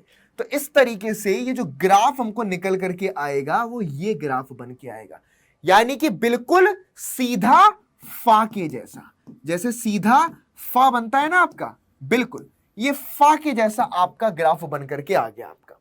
ठीक है, 0 से पाई फा के जैसा ये ग्राफ बन के आया। ये है आपके पास कॉस इनवर्स फंक्शन का ग्राफ। क्लियर है, फा के जैसा ये ग्राफ बन करके आ गया। क्लियर है, बहुत बढ़िया। अब डायरेक्ट आगे बढ़ते हैं, सिंपल सा, बाकी सारे जो हमने प्रॉपर्टी डिस्कस की थी वो हो ही गई थी। चलो नेक्स्ट है बच्चों, कॉस इनवर्स स्क्वायर रूट 3/2 की वैल्यू चाहिए। तो सबसे पहले let cos inverse square root 3/2, दिमाग में जैसे ही कॉस इनवर्स आता है तो तुरंत इसकी रेंज आनी चाहिए आपकी 0 से पाई, तुरंत रेंज माइंड में आ जानी चाहिए, क्योंकि यहीं से डिसाइड करोगे। तो कॉस इनवर्स स्क्वायर रूट 3/2 की वैल्यू ले ली आपने वाई। सिंपल सी बात है, चाहे आप कंपोजिशन ऑफ फंक्शन बोलो या ऐसे भी लिख सकते हो कि स्क्वायर रूट 3/2 आपका कॉस ऑफ वाई के बराबर होगा। अब आपको यह बताना है कि 0 से पाई में कॉस की वैल्यू स्क्वायर रूट 3/2 कब होती है। तो आपके माइंड में क्या आएगा, cos π/6 equal to cos y. अब बेसिकली इस डोमेन में ये 1/1/2 होता है, तो π/6 हमको y के बराबर निकल करके आ गया और ये आपका आंसर हो गया। क्लियर है बच्चों, तो π/6 की वैल्यू हमको y निकल करके यहां पर आ गई। ओके, तो ट्रिग्नोमेट्रिक फंक्शंस का यहां पर बहुत इंपॉर्टेंट रोल प्ले होने वाला है, तो ट्रिग्नोमेट्रिक फंक्शंस को बहुत बढ़िया तरीके से आपको कवर करना है। ओके, चलिए नेक्स्ट क्वेश्चन देखते हैं बच्चों। हाँ जी, अगला क्वेश्चन है कॉस इनवर्स -1/2। ध्यान से समझना, सेम चीज की कॉस इनवर्स माइनस में 1/2, इसको लिया y, तो यहां से -1/2 की वैल्यू आ गई आपके पास कॉस y। और आपको तुरंत दिमाग में ये आना चाहिए, हमें चाहिए क्या है, 0 से पाई के बीच में आना चाहिए, है ना। तो अब आप बताइए 0 से पाई में किस y के लिए कॉस हमारे पास -2 वैल्यू हमको देगा, है ना। तो कॉस थीटा की वैल्यू -1/2 कब होती है, तो इसको हम कैसे लिख सकते हैं, 0 से पाई के बीच में, पाई से छोटा होना चाहिए। क्या होगा, पाई से छोटा 0 से बड़ा, तो इसका मतलब क्या हुआ, हम इसको लिख सकते हैं कॉस, नोट करना, पाई माइनस में आपका π/3 लिख लो, कॉस पाई माइनस में आपका π/3। कॉस पाई माइनस π/3 क्या होता है, माइनस में कॉस π/3। तो बेसिकली ये हमारे पास कॉस y आ जाएगा, और यहां से बन गया आपके पास कॉस 3π माइनस पाई यानी कि 2π/3, और यहां से कॉस y आ गया, तो हमको 2π/3 इज इक्वल टू y मिल गया। तो बच्चों हमको प्रिंसिपल ब्रांच क्या मिल, प्रिंसिपल वैल्यू क्या मिल गई, 2π/3 हमारा आंसर होगा। क्लियर है, आंसर क्या हो जाएगा, 2π/3। क्लियर, इस तरीके से हम सॉल्व करते हैं। आइए नेक्स्ट में बच्चों बात करते हैं inverse of tangent function. Ten function के इनवर्स पर बात करेंगे। तो जैसे ही टेन फंक्शन की बारी आई तो यहां पर हमने लिखा टेन इनवर्स। ठीक है, अब समझना ध्यान से, कहां से कहां पर डिफाइंड होगा, तो ये डिफाइंड होगा आपका -π/2 से π/2 ओपन इंटरवल से आपका -∞ टू इन्फिनिटी। क्लियर है, इस डोमेन से इस कोडोमेन पर ये डिफाइन होगा, 1/1 और 1/2 होगा। चलिए, तो सेम चीज बच्चों यहां पर हमने करी, आपका ये हमारा x एक्सिस हो गया, ये हमारे पास y एक्सिस हो गया। ओके, सॉरी उल्टा लिख दिया ना मैंने, टेन इनवर्स लिख रहा हूं ना, तो ये उल्टा लिखेंगे, -∞ टू इन्फिनिटी, -∞ टू इन्फिनिटी, और 2 आपका -π/2 से π/2। चलो ठीक है, अब देखना, -π/2 सपोज करो ये कोई पॉइंट है आपके पास, और π/2 सपोज करो ये कोई पॉइंट है आपके पास। एक सिंपल सी बात आपको मालूम है, साइन अपॉन कॉस होता है टेन। ठीक है, दिमाग में रखना इसको इस तरीके से, टेन क्या होता है आपके पास, साइन अपॉन में कॉस। ओके, तो साइन अगर हम पॉजिटिव लेते हैं, π/2 अगर आपका लेके चलते हैं, तो बेसिकली हमको क्या मिलेगा, ध्यान समझिएगा। तो जब जब हम हमारा x जो है, ध्यान समझिएगा, जब x 0 पर टेंड करेगा तो ये यहां पर हमको वैल्यू क्या मिलेगी बच्चों, आपकी 0 मिलेगी। ठीक है, लेकिन एक्स की वैल्यू अगर हम -π/2 से चले, ठीक है, तो जैसे जैसे हम -∞ पर जाते हैं तो क्या आता है, आप इस ब्रांच को यहां पर ऑब्जर्व कर सकते हैं, -π/2 पर जाने पर हम इंफिनिटी पर चले जाते हैं। तो यहां पर रिवर्स प्रोसेस क्या होगी, ये है आपका इस तरीके से, मान लो एक लाइन हमने ऐसे ड्रॉ कर, असमटोस ड्रॉ कर लिया, तो हमको ग्राफ कुछ ऐसे निकल के आने वाला है, ठीक है। ये कुछ इस तरीके से अगर हम यहां ड्रॉ करें, ये मान लो आपके पास y इक्वल टू π/2 है और ये आपके पास y इक्वल टू माइनस में π/2 है। तो बेसिकली tan फंक्शन का ग्राफ हमको कुछ इस तरीके से मिलने वाला है। आई बात समझ में? जब हम -π/2 पे जा रहे हैं तो माइनस इंफिनिटी है, जब हम π/2 की ओर मूव कर रहे थे तो प्लस इंफिनिटी। तो यहां पर क्या हो रहा है, उल्टा रिवर्स प्रोसेस में क्या हो रहा है, जैसे जैसे हम π/2 की ओर मूव कर रहे हैं तो हम यहां पर इंफिनिटी पर जा रहे हैं और -π/2 में माइनस इंफिनिटी पर जा रहे हैं, ठीक है। तो ये हमारे पास आपका ग्राफ बन गया, किसका, tan इनवर्स फंक्शन का ग्राफ। ओके, ये ग्राफ किसका बन गया बच्चों, लेटा हुआ फा। हम एक तरीके से क्या बोल सकते हैं कि भाई आप फा को ना लेटा दो, फा को आप लेटा दो तो बेचारा ऐसे बन जाएगा। क्लियर है, फा को अगर आप लेटा देते हो तो ऐसे बनेगा। तो एक तरीके से ये जो हमको बना, ये लेटा हुआ फा है। क्या है बच्चा, ये आपके पास है लेटा हुआ फ। फ को अगर आप लेटा देते हो इस तरीके से, तो ये जो ग्राफ बन रहा है ये हमारे पास कुछ इस तरीके से निकल करके आ गया। क्लियर है, आई बात समझ में, लेटा हुआ फ। बेसिकली ये जो लाइन मैंने इसलिए ड्रॉ करी है कि π/2 पर जैसे जैसे हम क्या कर रहे हैं, जैसे जैसे हम इंफिनिटी पर जा रहे हैं प्लस इंफिनिटी की ओर, तो ये हमारा π/2 की ओर टेंड कर रहा है। जब जब हम माइनस इंफिनिटी की ओर जा रहे हैं तो ये आपका कहां पर टेंड कर रहा है बच्चों, ये सिंपली आपका माइनस इनफाइनाइट की ओर टेंड कर रहा है। सिंपल सी बात, आप यहां पर अगर आप देखो कि tan sin -π/2 ओके अपॉन में cos -π/2, तो ये बना -1 और ये बना आपका 0, it will tending to minus infinity. तो ये डायरेक्टली आप देख सकते हो कि -π/2 पर माइनस इंफिनिटी, प्लस π/2 पर प्लस इंफिनिटी।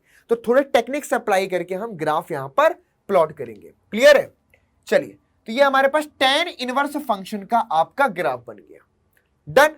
अब सेम तरीके से बच्चों अगर हम बात करें तो ये साइन इनवर्स का ये हमारे पास प्रिंसिपल ब्रांच, कॉस इनवर्स की प्रिंसिपल ब्रांच यहां पर आएगी और tan इनवर्स की प्रिंसिपल वैल्यू ब्रांच -π/2 से π/2 के बीच में। चलिए, तो ये पहले 3 फंक्शन हो गए। अब इनके उसकी बात करते हैं, जैसे कि नेक्स्ट है, अच्छा एक क्वेश्चन देख लेते हैं, find the principal value of the following. एक पूरा एक्सप्रेशन दिया है, इसकी आपको प्रिंसिपल वैल्यू फाइंड करनी है। tan इनवर्स 1 प्लस में cos इनवर्स -1/2 प्लस में sin इनवर्स माइनस में 1/2।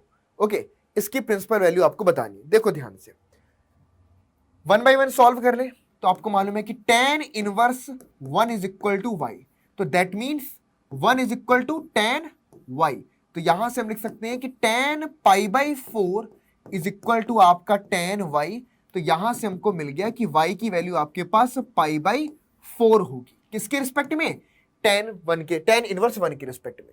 सेम अगर हम सॉल्व करें, cos इनवर्स आपका -1/2। ओके, तो ये सपोज करो y है, तो यहां से -1/2 is equal to cos y आ गया, और इसको अगर हम देखें तो ये बन जाएगा cos पाई माइनस में आपका π/1/2 है, तो यानी कि π/3 बन गया। ओके, हाँ cos π/3, और ये आपके पास अभी अभी मैंने फाइंड भी किया था, आई थिंक मुझे लग रहा है, तो ये आपके पास y की वैल्यू सिंपली हमको 2π/3 मिल जाएगी। क्लियर है।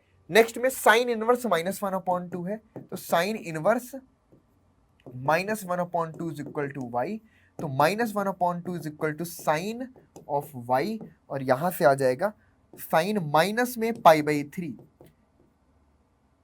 साइन माइनस में π/6 इक्वल टू साइन y, तो y की वैल्यू आपके पास माइनस में π/6।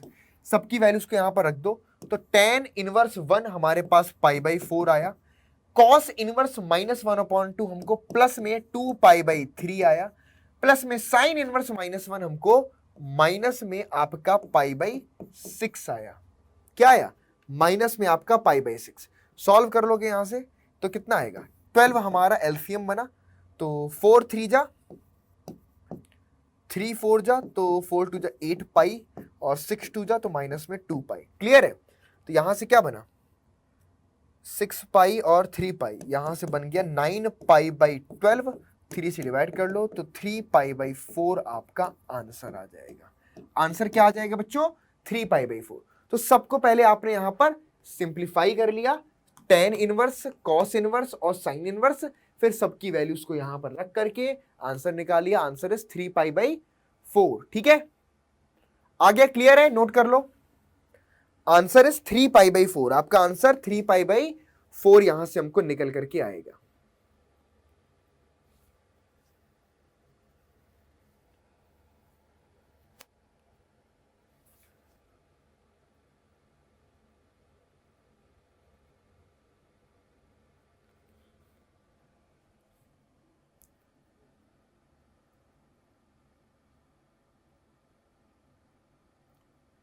हो गया? क्लियर है?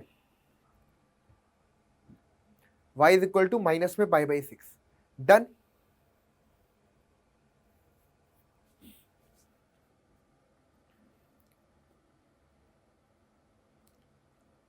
चलो आगे बात करते हैं।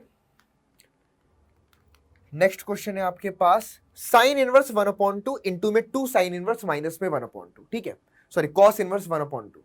तो कॉस इनवर्स 1/2 की वैल्यू आप सिंपली यहां पर देखोगे, cos inverse 1/2 is equal to y.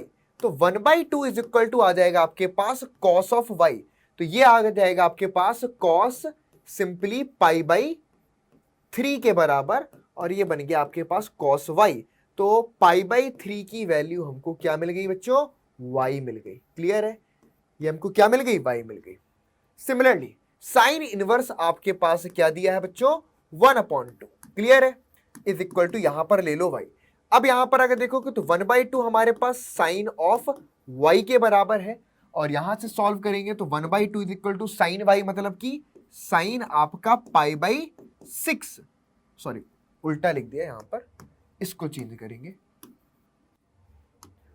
तो ये बनेगा आपके पास sine pi by 6 equal to sine y. तो pi by 6 equal to y. Clear है? तो यहां से अब हमको वैल्यूज मिल गई। तो क्या हो गया, 1/2 की वैल्यू हमारे पास कॉस इनवर्स 1/2 है, हमारे पास पाई बाई 3 प्लस में 2 इंटू में आपके पास पाई बाई 6। तो ये बन गया हमारे पास 2 पाई बाई 3 आंसर आ गया। आंसर क्या आ गया बच्चों, 2 पाई बाई 3। क्लियर है? सॉल्व करके आंसर हमको 2 पाई बाई 3 निकल करके आ गया। डन है? चलिए आगे बढ़े, नेक्स्ट क्वेश्चन पर आते हैं। हाँ, कोटेंजेंट। अब कोटेंजेंट फंक्शन के इनवर्स पर बात कर लेते हैं। ठीक है, तो ऑब्वियस सी बात है, कॉट इनवर्स की अगर हम बात करें तो कॉट इनवर्स आपका r से 0 टू पाई। ठीक है, तो अब होल रियल नंबर्स और 0 टू पाई पर हम इसको डिफाइन करेंगे। ठीक है, तो सिंपल सी बात है। तो अगर मैं इसके ग्राफ को प्लॉट करूं, इसके ग्राफ में हम थोड़ा सा ये देखें कि जब भी जैसे कि हमारे पास रेंज 0 टू पाई है तो नीचे वाले पार्ट को छोटा कर दिया करो। मीन्स इसको ग्राफ ऐसे कुछ बनाना चाहिए, लाइक दिस, ऐसे, इस तरीके से। ये आपके पास y एक्सिस, ये हमारे पास x एक्सिस, ये x एक्सिस और ये आपके पास y एक्सिस। तो ये कोई पॉइंट आपके पास 0 है, और ये कोई पॉइंट आपके पास पाई बाई 2 होगा, और ये कोई पॉइंट आपके पास पाई होगा। ओपन इंटरवल है यहाँ पर। तो एक काम अपने थोड़े से कन्वीनियंस के लिए हम क्या करेंगे, ऐसे। कॉस क्या होता है, कॉट क्या होता है आपका, कॉस अपॉन में साइन। ठीक है, चलिए तो बेसिकली हम यहां पर आपका इस तरीके से ऐसे डॉट डॉट डॉट डॉट, क्योंकि इससे कभी भी हमारा फंक्शन मैच नहीं करेगा, है ना। और सिमिलरली यहां पर भी हमारे पास एक्स एक्सिस में भी ऐसे ही चलने वाला है। चलो तो बच्चों आप सिंपल सी बात करेंगे, कॉस पाई के एस्पेक्ट में देखें तो आपको मालूम है कि sorry cot pi, cot pi का मतलब क्या हुआ, cos pi upon sine pi. तो कॉस पाई होता है -1 और अपॉन में साइन पाई 0, तो -1 अपॉन 0 मतलब कि -∞। तो एक्चुअल में ये ग्राफ हमारा यहां से कुछ ऐसे आएगा, एक सेकेंड सुंदर सा बनाएंगे। ठीक है, ग्राफ जो हमारा होगा वो कुछ ऐसे आएगा, इधर से चलेगा, ऐसे आएगा, यहां तक आया, उसके बाद आपको मालूम है कि जीरो की ओर टेंड कर रहे हैं तो cos zero upon sine zero, तो ऑब्वियसली बात है ये ऐसे टेंड करके इस तरीके सुंदर तरीके से ये चला जाएगा। क्लियर है? कितना प्यारा ग्राफ बना। तो ये हमारा जो ग्राफ बना बच्चों, ये बना है आपका कॉट इनवर्स फंक्शन का ग्राफ। किसका ग्राफ है बच्चों? ये है कॉट इनवर्स ऑफ एक्स का ग्राफ। ठीक है, कॉट इनवर्स ऑफ एक्स का ग्राफ हमको इस तरीके से निकल करके आ गया। ठीक है, चलिए आई बात समझ में? कॉट इनवर्स का ग्राफ। ठीक है, यानी कि अगर आप ऑब्जर्व करें तो एक तरीके से हमने क्या कर दिया, अपने tan फंक्शन के ग्राफ को अगर आप ऑब्जर्व करो तो हमने एक तरीके से इसको पलट दिया। तो ये ब्रांच ऊपर, ये ब्रांच नीचे।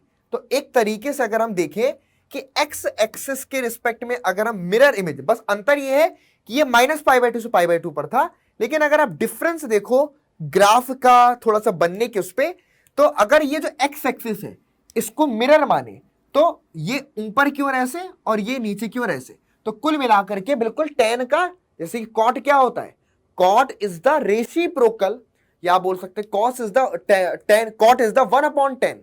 ओके, तो एक तरीके से रिवर्स रेसिप्रोकल कर दिया, पलट दिया। तो इसको अगर तुम पलट दोगे, पलटने से जो ग्राफ बना, तो पलटने से जो ग्राफ बना वो तुम्हारे पास इसका ग्राफ बन के आ गया बस। लेकिन ये 0 से पाई के बीच में बनता है। ओके, ओपन इंटरवल 0 से पाई, है ना? बढ़िया, तो इसकी रेंज क्या हो गई? 0 से पाई हो गई। नेक्स्ट अगले पर आते हैं, कॉट इनवर्स स्क्वायर रूट 3 की वैल्यू हमें फाइंड करनी है। सिंपल, तो let suppose cot inverse square root 3 is equal to y. Okay, इधर चला गया, ऐसे वो ले लो तो बन जाएगा आपके पास square root 3 equal to cot y. अच्छा, कॉट वाई की वैल्यू स्क्वायर रूट 3 कब होती है? अगर मैं बात करूं 0 टू पाई के प्रिंसिपल ब्रांच में, तो ये हमारे पास आ जाएगा कॉट, सिंपल सी बात है, ये हमारे पास कॉट π/6 पर इक्वल टू कॉट वाई, क्योंकि कॉट tan π/6 इक्वल टू 1/√3, तो cot π/6 equal to square root 3, तो ये निकल के आ गया। तो यहां से y की वैल्यू हमको π/6 निकल के आई, तो प्रिंसिपल ब्रांच यानी कि प्रिंसिपल वैल्यू जो आपको पूछी गई थी वो आ गई π/6, और ये आपका आंसर होगा। क्लियर है? Answer is π/6। क्लियर? चलिए नेक्स्ट क्वेश्चन पे मूव करते हैं, अगले पर आ जाते हैं। हाँ जी, अब बात करेंगे सेक इनवर्स की। थोड़ा सा इसको हम आराम से करेंगे क्योंकि इसमें बहुत सारे बच्चे कंफ्यूज हो जाते हैं। ठीक है, थोड़ा सा इसको ध्यान से करेंगे। सिंपल सी बात है कि सेक इनवर्स की जो आपका डोमेन होगा वो क्या होगा? एक तरीके से हम इसको ऐसे लिखें या इस तरीके से भी लिख सकते हैं कि -∞ टू -1 यूनियन 1 टू इंफिनिटी, थोड़ा सा बेटर अंडरस्टैंडिंग के लिए। और ये बनेगा 0 टू पाई और माइनस में आपका π/2, ये इसकी क्या हो गई बच्चों? रेंज हो गई। क्लियर है? आ जाओ ग्राफ प्लॉट करते हैं। देखो ये हमारे पास क्या है बच्चों? एक्स एक्सिस, और ये हमारे पास है वाई एक्सिस। देखना, ये कोई पॉइंट हुआ आपके पास -1, ये कोई पॉइंट हुआ आपके पास +1। ठीक है, और इधर पे अगर हम देखें आपका, तो 0 से पाई के लिए ओके, तो वैसे बेसिकली हमें ऊपर की ओर ही प्लॉट करना चाहिए था। थोड़ा सा इसको हम ऐसे बना देते हैं, ऐसे ले लो, ज्यादा नीचे लेके जाने की जरूरत, ताकि आपको याद रहे कि जो ग्राफ बन रहा है वो 0 से ऊपर पर बन रहा है। ये वाई और ये 0 से पाई के बीच में है, तो यहां पर मान लो हमने ले लिया आपका पाई, और एक पॉइंट यहां पर आपके पास हो जाएगा कोई π/2, क्योंकि इस पर थोड़ा सा अनडिफाइंड है। तो ये जिस पर π/2 को बाहर रखा है, ये बीच में तो आएगा ही आएगा। तो ऐसे यहां पर हमने एक डॉटेड लाइन आपकी ऐसे ड्रॉ कर लिया। क्लियर है? For our convenience. अब देखना, सिंपल, हमारे पास है सेक इनवर्स। ठीक है, अब अगर मैं आपसे पूछूं कि सेक 0 की वैल्यू क्या होती है, तो आपका आंसर क्या होगा? पहली बात तो -1 से 1 के बीच में, तो यहां पर हम अगर आपसे पूछें कि सेक 0 की वैल्यू क्या होती है, तो आपका आंसर यहां पर आएगा कि सेक 0 की वैल्यू होगी हमारे पास कितनी? उल्टा चल रहे हैं, सेक 0 की वैल्यू हो जाएगी हमारे पास 1। सेक 0 की वैल्यू हो गई हमारे पास 1। ठीक है, तो अगर मैं सेक इनवर्स 1 की बात करूंगा तो हमको क्या मिलेगा? 0 मिलेगा। तो हम यहां पर पहुंच गए। सेक इनवर्स 1 पर हमको क्या मिलेगा 0। तो अब ग्राफ कैसे बना, देखो अब जैसे जैसे हम अगर आपसे पूछे कि सेक पाई बाई 2 की वैल्यू क्या होगी, सेक पाई बाई 2, तो आपको मालूम है ये इंफिनिटी होगा। तो जैसे ही हम 0 से पाई बाई 2 की ओर जाते हैं तो कहां जाते हैं, इंफिनिटी की ओर। तो अगर मैं यहां से ध्यान से समझिएगा इंफिनिटी की ओर मूव करूंगा जैसे जैसे इनवर्स में, तो ये आपका इस तरीके से कहां पर जाएगा, पाई बाई 2 पर टेंड करेगा। जैसे जैसे मैं 1 से इंफिनिटी की ओर टेंड करूंगा तो सेक इनवर्स की वैल्यू पाई बाई 2 की ओर टेंड कर रही होगी। तो एक पार्ट तो इसका ये बन गया, क्लियर है, डन। अब देखिएगा सेम चीज अगर मैं सेक पाई के लिए पूछूं तो आपको मालूम है कि सेक पाई की वैल्यू कितनी होती है, -1। तो पाई कहां पे दिख रहा है, ओके ये। तो अगर मैं यहां से पूछूं कि सेक इनवर्स -1 की वैल्यू क्या होगी, तो हो जाएगी आपके पास पाई। तो यहां से हम डायरेक्टली एक पॉइंट पर पहुंच जाएंगे, वो पॉइंट आपका ये हो गया, क्लियर है, वो पॉइंट आपका ये हो गया -1 पर ये पॉइंट, ओके। अब देखना, अब जैसे जैसे हम इधर से आएंगे तो क्या बनेगा, ये जो ग्राफ होगा हम -1 से जैसे जैसे जाएंगे दूर आपका, तो -1 से जब हम टेंड करेंगे पाई बाई 2 की ओर तो आपका ये माइनस इंफिनिटी की ओर इस तरीके से आपका जाएगा। तो ये ग्राफ जो हमको निकल करके आया है ना, ऐसा कुछ आप फील कर सकते हो कि आप यहां पर खड़े होकर के एक बॉल को फेंकते हो, तो बॉल यहां पर आएगी, टप्पा खाकर कैसे चली जाएगी। दूसरा, आपने यहां पर खड़े होकर के बॉल को ऐसे समझना कि ये कोई पॉइंट है आपके पास, ठीक है, ये छत है, ये क्या है आपकी रूफ है। तो आपने यहां पर खड़े होकर के बॉल को ऐसे फेंका तो बॉल टप्पा खा करके ऐसे चली जाएगी। तो ग्राफ कैसे बना, पाई बाई 2 पर खड़े होकर के यहां पे फेंका तो टप्पा खा करके बॉल ऐसे निकल गई, और इधर पे खड़े होकर के बॉल को छत पर फेंका तो बॉल टप्पा खा करके ऐसे चली गई। तो ये जो ग्राफ बना 0 से पाई के बीच में, ये सेक इनवर्स फंक्शन का ग्राफ है। किसका ग्राफ है, सेक इनवर्स फंक्शन का। आई बात क्लियरली समझ में कि नहीं आई, सिंपल। चलो, तो ये चीज हमको यहां से निकल करके आता है आपका, डन है।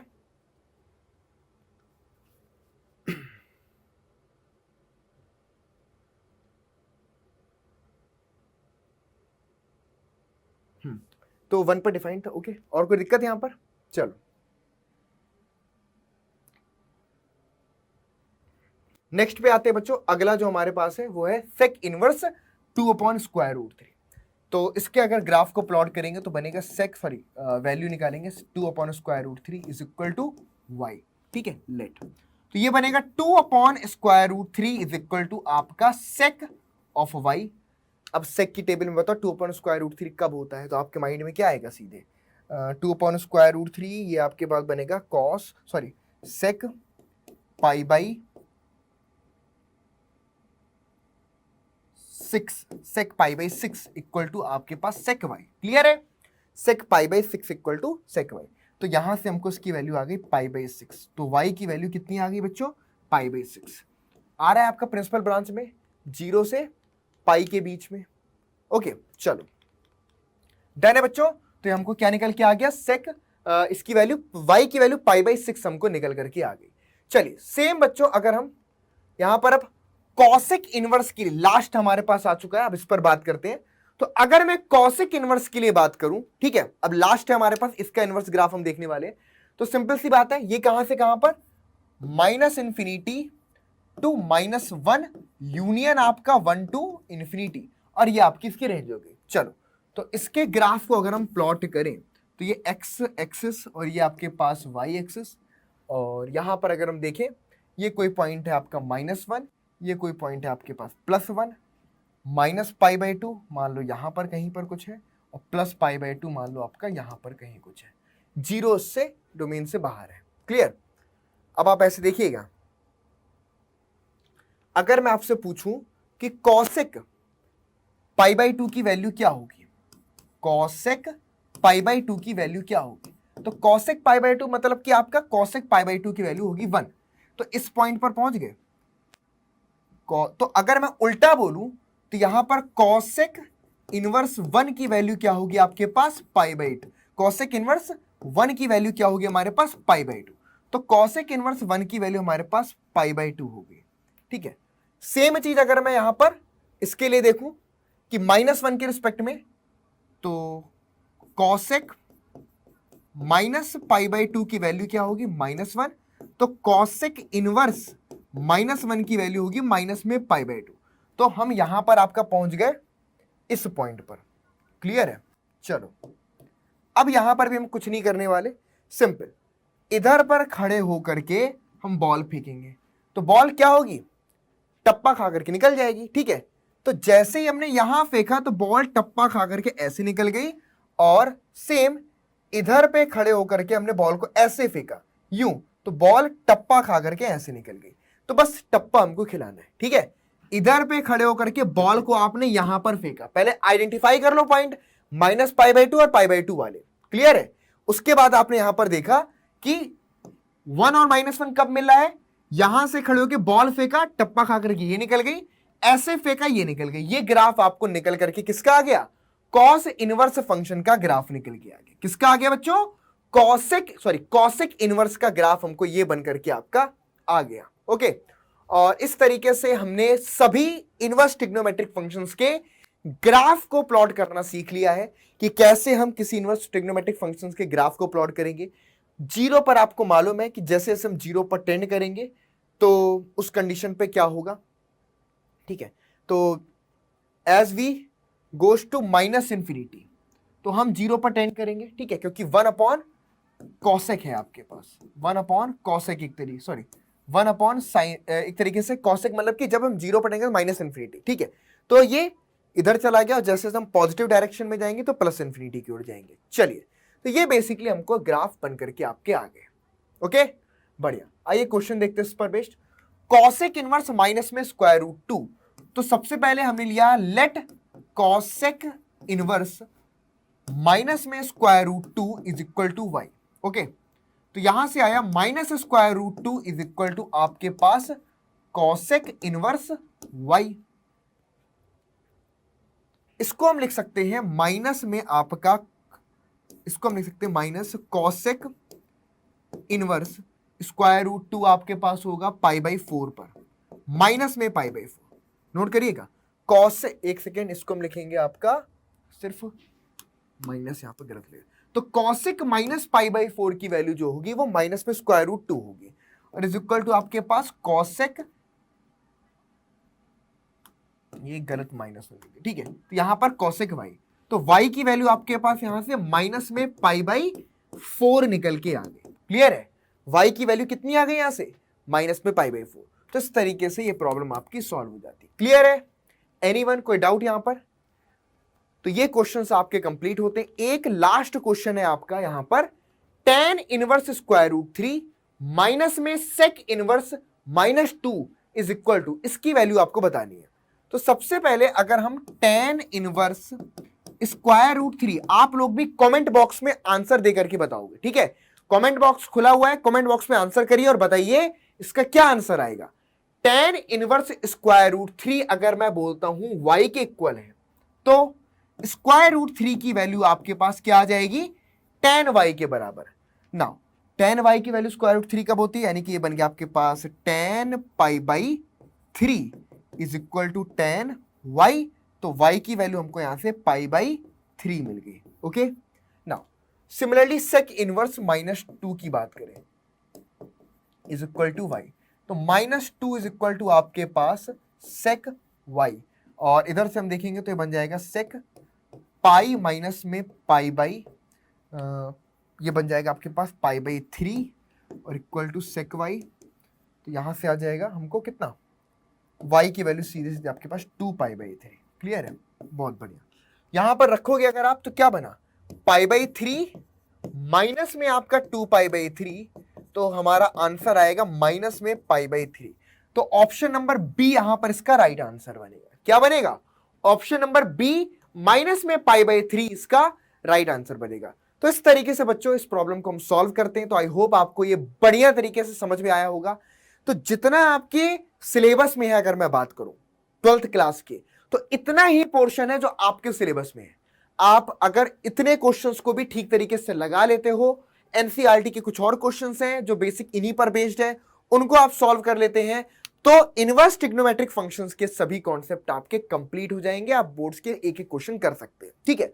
बाकी मैंने आपको बताया कि प्रॉपर्टीज कहां पर आ सकती हैं, किसमें पूछी जा सकती हैं, तो नेक्स्ट लेक्चर में उस पर बेस्ड रखूंगा ताकि आप लोग बढ़िया से कर सकें। चलिए तो एक बार क्विक रिवाइज करते हैं बच्चों।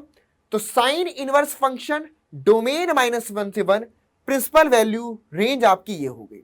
कॉस इनवर्स इसकी रेंज क्लोज इंटरवल 0 से पाई, टेन इनवर्स की ओपन इंटरवल -π/2 से π/2, कॉट इनवर्स की ओपन इंटरवल 0 से पाई, सेक इनवर्स की आपकी क्लोज 0 से पाई π/2 को बाहर कर दो, कॉसेक की आपके पास -π/2 से π/2 0 को बाहर कर दो। तो ये आपके पास क्या आ गई, रेंज और डोमेन हमने बना दिया। तो इसको बढ़िया तरीके से आप लोग बना लीजिएगा अपनी कॉपी पे और याद करिए। तो इसके लिए जरूरी है कि आप ट्रिग्नोमेट्रिक फंक्शंस के डोमेन और रेंज बढ़िया से याद रखो। बेसिक उनके जो 0 से लेकर के पाई तक की जो वैल्यूज हैं उनके माइंड में आपके उनके वैल्यू आपके दिमाग में होनी चाहिए। बेसिक प्रॉपर्टीज ट्रिग्नोमेट्रिक फंक्शंस की होनी चाहिए, तो बस आप इनवर्स ट्रिग्नोमेट्रिक फंक्शंस इजीली कर सकते हैं। चलिए तो बच्चों नेक्स्ट क्लास में हम इसकी कुछ स्पेशल प्रॉपर्टी डिस्कस करेंगे। तो मिलेंगे नेक्स्ट क्लास में, और तब तक के लिए गुड बाय। क्लास को लाइक करना, चैनल को सब्सक्राइब करना और शेयर करना बिल्कुल ना भूलें।